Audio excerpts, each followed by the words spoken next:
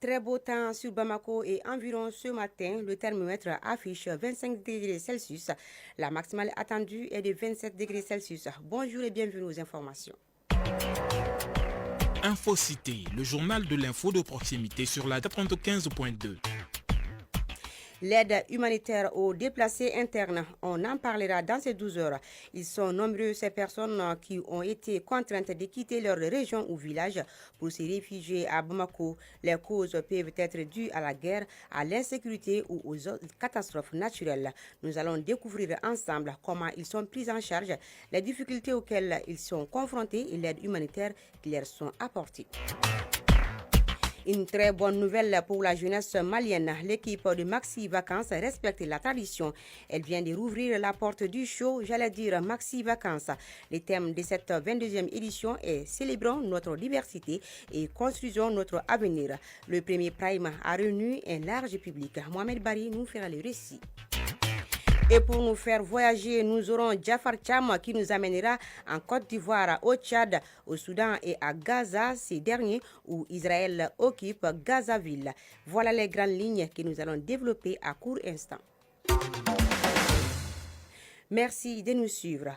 Le Premier ministre, ministre de l'administration territoriale et de la décentralisation, le général de division Abdoulaye Maïga a regagné ce vendredi 8 août 2025 à Bamako en provenance d'Awaza au Turkménistan. Dans ce pays d'Asie centrale, le chef du gouvernement a pris part au nom du président de la transition et de la Confédération des États du Sahel, AES, à la 3e conférence des Nations Unies sur les pays en développement sans littoral sur le thème favoriser le progrès par le biais des partenariats. En marge de la rencontre, il a été reçu en audience par le président du Turkménistan, Serdar Berdi Mohamed Dov. Avant Azawa, le général de division Abdoulaye Maïga avait pris part à Osaka, au Japon, au nom du chef de l'État à l'Expo universelle Osaka 2025 à travers la journée nationale du Mali. La visibilité de notre pays sur la scène internationale s'est accrue à travers notre participation à l'Expo universelle Osaka 2025 au Japon. Elle a permis de donner des informations fiables sur notre pays. La visibilité de la Confédération des États du Sahel, AES, s'est également accrue à Awaza, au Turkménistan, lors de la 3e conférence des Nations Unies sur les pays en développement sans littoral. Je vous amène à Faladje, en commune 6 du district de Bamako, à la rencontre des personnes qui ont été contraintes de quitter leur région ou village pour se réfugier à Bamako. Le cas de certains est dû à l'insécurité et d'autres aux catastrophes naturelles. Ces personnes, arrivées principalement des régions du nord et du centre du pays, sont prises en charge par la Direction nationale du développement social qui relève du ministère de la Santé et des Affaires sociales et d'autres ONG qui coopèrent dans l'humanité. Dans ces dossiers qui va suivre, nous découvrons ensemble s'ils sont pris en charge, les difficultés auxquelles ils sont confrontés et l'aide humanitaire qui leur sont apportées. C'est avec Tanavet Sangare. Nous sommes en 2019 à Mopti. Suite à ces attaques terroristes, Altinaba et famille sont obligés de quitter pour s'installer à Bamako, soit à plus de 600 km de la Vénus malienne. Et c'est avec les yeux remplis de larmes et la voix teintée d'amertume qu'elles nous confient leur histoire sémée d'embûches. Ça n'a pas été facile. Une nuit, nous nous sommes cachés dans un camion pour arriver jusqu'à Bamako. La plupart des membres de notre famille se sont réfugiés dans certains pays de la sous-région. Considérés à présent comme des déplacés internes, ils sont accueillis au camp des réfugiés de Faladje, en périphérie de Bamako. À notre arrivée, notre quotidien était marqué par la recherche de nourriture, d'un endroit fixe pour dormir et par la nécessité de se protéger des intempéries. Un jour, en allant à la mosquée, un monsieur du nom de Amadjalo est venu nous voir et c'est grâce à lui que nous avons intégré le camp. Comme la famille Ba, plusieurs autres familles ont dû quitter de leur localité à cause de l'insécurité ou des inondations. Ainsi, ces réfugiés sont répartis entre les différents sites dans les 6 communes du district de Bamako. Abdrahman Niamatogora, coordinateur national des sites des déplacés internes du Mali. Dans les quartiers comme Faladje, comme Sinou, comme Soroningo. Nous avons également une centaine de ménages dans les périphéries comme Niamana et aussi d'autres sites qui hébergent aussi dans les environs de Bamako comme Tintembougou et aussi un peu loin Zantigila dans la nouvelle région de Douila. Environ 2500 personnes à la date d'aujourd'hui. Au Mali, la prise en charge des déplacés internes est un processus complexe qui nécessite une approche multisectorielle et coordonnée avec la participation de tous les acteurs concernés. Abdrahman Niamatogora, coordinateur national des sites des déplacés internes du Mali. Il y a la santé, il y a l'éducation, il y a la protection, il y a l'eau, l'hygiène, l'assainissement, il y a les activités promotionnelles. L'État investit chaque année, ça avoisine les 32 milliards. À cela, il faut aussi ajouter ce qui est apporté par le secteur non étatique, c'est-à-dire les ONG, le secteur privé, la communauté. Quand tu englobes le tout, on dépasse les 100 milliards. Les initiatives locales et internationales sont donc essentielles pour apporter un soutien à ces personnes et la Croix-Rouge malienne s'engage à cela. Abdrahman Niamatogora, coordinateur national des sites des déplacés internes du Mali. La Croix-Rouge nous aide souvent à apporter les solutions, c'est-à-dire les bâches, les tentes, la rénovation d'habitat. Ce n'est pas tout. Les déplacés internes sont aidés également pour une meilleure intégration socio-économique. C'est là en vue d'être autonomes dans l'avenir. À Bamako, nous avons formé près de 1000 jeunes déplacés internes. Les enfants sont inscrits automatiquement à l'école. Ces femmes qui se sont organisées, qui ont des centres de transformation de produits agricoles ou alimentaires, ne dépendent plus de l'assistance. Malgré tout, les déplacés internes sont confrontés à certaines difficultés. Altinaba, déplacé interne. Même si nous avons pu s'intégrer à la population bamakoise, le défi ultime que nous rencontrons est l'accès à la terre, car la plupart d'entre nous souhaitent cultiver. Abdrahman Niamatogora, coordinateur national des sites des déplacés internes du Mali. L'accès à la terre reste problématique dans pas mal de localités. À quelques pas du centre-ville de Bamako, entre des murs de fortune et des espoirs en équilibre, Altinaba et les siennes gardent le sourire. Tant qu'on ne nous oublie pas, on tient, dit-elle. Restons dans l'humanitaire. Dans l'entretien de la 2, nous recevons aujourd'hui le directeur national adjoint du développement social pour parler du premier forum sur le financement de l'action humanitaire dans l'espace AES qui se tient ici à Bamako. Le thème de cette année est politique humanitaire et mécanisme de financement de l'action humanitaire dans l'espace AES. Enjeux, défis et perspectives.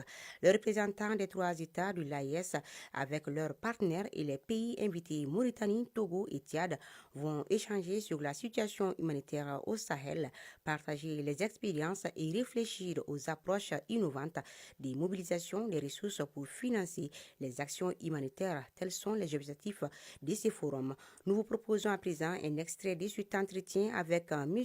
Kassoum Keita. Il est au micro de Samba Sanogo. L'objectif général de ce forum, c'est d'abord harmoniser nos méthodes de gestion en matière d'action humanitaire. Nous partageons les mêmes réalités des 3 pays de l'AES sur le plan humanitaire. C'est les questions de déplacement de personnes, c'est les questions de personnes frappées par les inondations, c'est les questions d'insécurité alimentaire et c'est des questions d'épidémie. Donc nous avons les mêmes réalités. Donc c'est faire en sorte comment nous pouvons nous mettre ensemble pour d'abord partager les expériences, voir quelles sont les bonnes leçons à répliquer et aussi adapter nos méthodes communes de gestion des personnes victimes de situations humanitaires dans l'espace de la Confédération. Comment faire en sorte que nous pouvons trouver des financements innovants, en plus des financements classiques qui sont là, comment nous pouvons intégrer par exemple le secteur privé, la diaspora et d'autres mécanismes de financement de l'action humanitaire dans l'espace confédéral. Monsieur Kassoum Keita, directeur national adjoint du développement social, vous pourrez suivre l'intégralité à 12h30 sur la chaîne 2 dans l'émission Entretien de la 2 avec Samba Sanogo. Et c'est ce qui nous amène aux actualités hors du Mali. À présent, le tour d'horizon de l'actualité internationale. Il est sur place, Jafar Cham. Jafar, bonjour. Bonjour Kumba, bonjour à tous. Tout d'abord, tu nous amènes en Côte d'Ivoire où l'arrestation à Yopougon, proche des détenus, sans nouvelles, l'opposition mobilisée. En Côte d'Ivoire, l'inquiétude grandit à Yopougon une semaine après les violences et l'arrestation de 11 personnes, dont 6 militants du PPACI, parti de Laurent Gbagbo. Leurs proches disent être toujours sans nouvelles. Parmi elles, Pascal Zaouli, députée suppléante, enlevée par des hommes encagoulés selon le député Michel Gbagbo, qui a porté plainte pour enlèvement. Les avocats dénoncent des détentions au-delà des délais légaux, tandis que les autorités assurent que toutes les interpellations sont judiciarisées. Une marche de l'opposition est annoncée aujourd'hui à Yopougon pour réclamer un dialogue politique et l'inclusion de candidats exclus à la présidentielle d'octobre. Procès de succès marchera au Tchad, 25 ans de prison requis contre l'ex-premier ministre. L'ex-premier ministre Succès Masra risque 25 ans de prison. Il est jugé pour son rôle présumé dans le massacre de Mandakao survenu en mai dernier. Avec ses 65 co-accusés, il est poursuivi pour assassinat, diffusion de messages à caractère raciste et xénophobe et association de malfaiteurs. Le parquet réclame aussi la confiscation de ses biens et le paiement solidaire de 5 milliards de francs CFA aux parties civiles. Pour les avocats, l'étape de ce drame aurait été planifiée comme la prémisse d'un génocide. La défense, elle, dénonce un procès politique, parle d'acharnement. Les audiences ont repris ce matin à Djamena. Crise sanitaire au Soudan, des centaines de cas de choléra signalés dans des camps de réfugiés. L'ONU lance un appel urgent face à une épidémie de choléra qui menace la vie de réfugiés dans la région du Darfour au Soudan. Dans le camp d'Irimi au Tchad, où les familles ont trouvé refuge, plus de 230 000 personnes sont exposées au risque de cette maladie dangereuse. Depuis juillet, plusieurs centaines de cas ont déjà été signalés avec des dizaines de morts. Cette crise vient s'ajouter à la guerre qui secoue le Soudan depuis plus de 2 ans, un conflit qui a déjà forcé des millions de personnes à fuir leur foyer. Le Haut Commissariat des réfugiés appelle à une action urgente pour éviter que la tragédie ne s'aggrave. Conflit à Gaza, Israël veut occuper Gaza-Ville. La communauté internationale s'alarme. Le cabinet de sécurité israélien a décidé cette nuit de prendre le contrôle total de la bande de Gaza, en commençant par la ville de Gaza, une zone très densément peuplée. Israël justifie cette opération par la volonté de désarmer le Hamas, de démilitariser la région et de libérer les otages. Du côté palestinien, certains dénoncent ce plan comme un nettoyage ethnique, accusant Israël de vouloir contrôler Gaza sans en assumer les responsabilités. Cette décision a été largement condamnée par la communauté internationale, y compris l'ONU, l'Union européenne, plusieurs pays européens ou encore la Chine, la Turquie, le Qatar, l'Iran, l'Australie et le Canada, qui mettent en garde contre une aggravation de la crise humanitaire et des violations du droit international. C'est ce qu'il fallait retenir de l'actualité internationale. Merci à vous, Jafar Cham, pour toutes ces informations et je t'invite à suivre le reste de ce journal. Bien sûr. Retour au Mali et voyons du côté des enseignants comment sont-ils occupés en cette période de grandes vacances. Si généralement les vacances sont synonymes du repos ou du voyage pour les élèves, nombreux sont les enseignants qui s'adonnent à des activités génératrices de revenus afin de subvenir à leurs besoins durant cette période. Habisso est allé à la rencontre de quelques enseignants pour découvrir comment ils occupent leur temps en cette période. Les grandes vacances sont souvent synonymes de repos, mais pour certains enseignants, la réalité est bien différente. Ce matin, il est 8h30. Pendant que beaucoup savourent encore la grasse matinée, ces éducateurs sont déjà à pied d'œuvre, encadrant des élèves pour une remise à niveau. Draman Goeta, professeur de philosophie. Nous organisons des cours de vacances. Nous organisons ici aussi des séances d'exercices et d'activités pour préparer les élèves qui doivent postuler au concours d'entrée au Prytanée militaire. En même temps, nous avons un volet aussi qui est consacré uniquement pour l'apprentissage de la méthode syllabique. Et à ce niveau, il y a à peu près pour les enfants de la première année à la 9e année et même pour les adultes aussi. D'autres enseignants ont plutôt choisi pendant ces vacances de valoriser leur savoir-faire à travers des activités parallèles. Ces activités leur permettent non seulement de diversifier leurs sources de revenus, mais aussi d'occuper leur temps utilement. Fada Sempéré, enseignante. C'est une habitude pour moi de faire mon petit commerce. Je me déplace de porte en porte, présenter mes articles. Si certains enseignants profitent de cette période pour approfondir leurs compétences professionnelles, d'autres, à l'image de Kadjatou Sidibé, préfèrent profiter de ce temps de repos sans aucune activité. Les occupations, les 3 mois de vacances, je divise en 2 périodes. La première période, c'est pour me reposer. Je me repose seulement, je regarde la télé, je suis avec mes petits-enfants. La deuxième période, en ce moment, je m'occupe de mes préparations pour l'année prochaine. En somme, les grandes vacances, bien qu'étant synonyme de repos, représentent également pour de nombreux enseignants une opportunité de s'investir dans l'éducation. Beaucoup s'efforcent d'accompagner les élèves lors des cours de vacances afin de les aider à mieux préparer la prochaine rentrée scolaire. Et on en vient à un autre titre de ces 12 heures. Dans la page culture de ce journal, nous allons au Palais de la Culture Amadou Ampateba où s'est tenu le traditionnel show des vacances. Et oui, la 22e édition du Maxi Vacances a démarré en beauté ce jeudi dans la salle Bazoumana Sissoko, placée sous le thème « Célébrons notre diversité et construisons notre avenir ». Ce premier prime a réuni un large public venu vibrer au rythme des talents jeunes et promoteurs. Mohamed Bari était de la partie.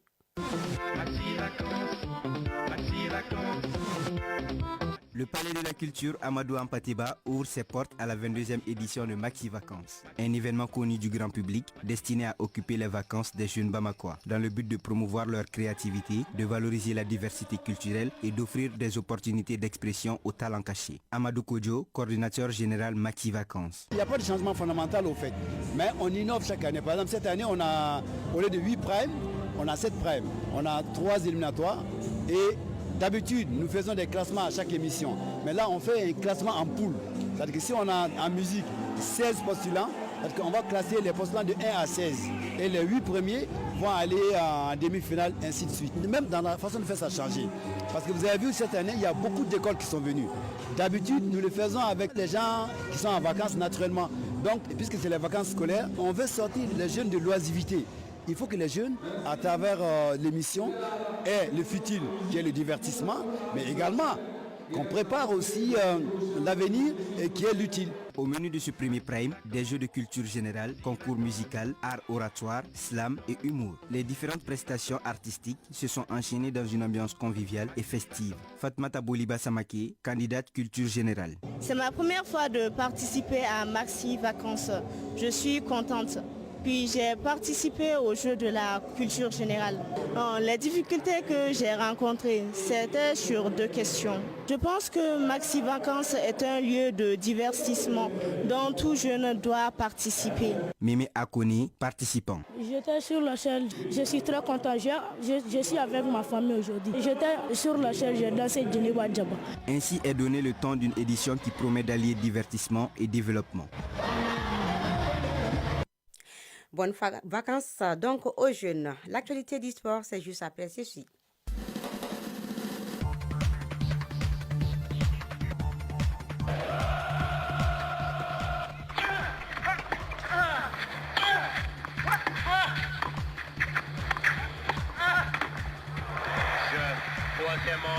Moya.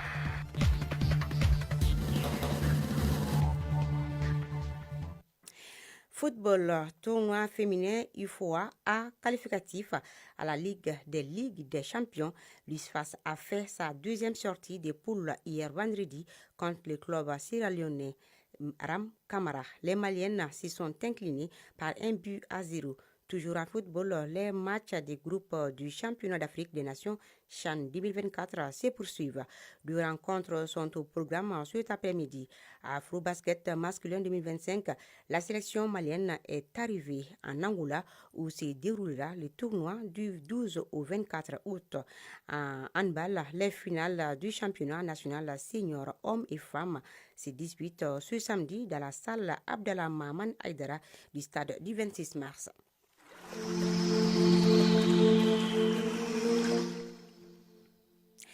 Et c'est sur cette nouvelle sportive que s'achève ce journal que j'ai eu l'immense plaisir de vous présenter.